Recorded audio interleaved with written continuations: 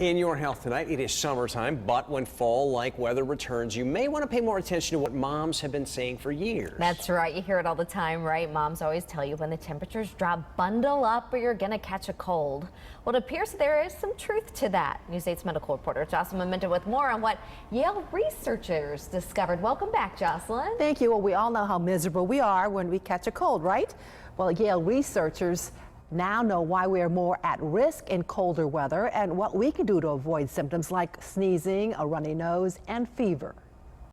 It turns out covering up your face in cold weather could be what your body needs to avoid catching that miserable cold. Our research has really shown that the temperature can impact the immune response to the virus. Professor of immunobiology Akiko Iwasaki at Yale School of Medicine is the lead investigator of the latest study linking cool weather conditions to the common cold, particularly in the nose, where the virus is better able to replicate. When you inhale the cooler air, you actually also cool the temperature of the airway inside the nose.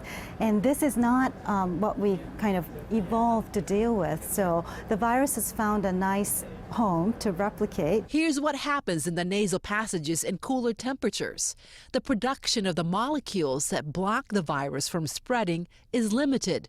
The infected cell's ability to die off are also affected. When the cells that are infected don't die well, then the virus can replicate better.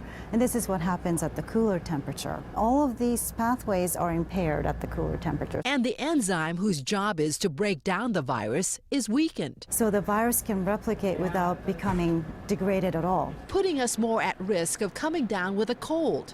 To limit exposure, Professor Iwasaki stresses, and you've heard it before, wash your hands.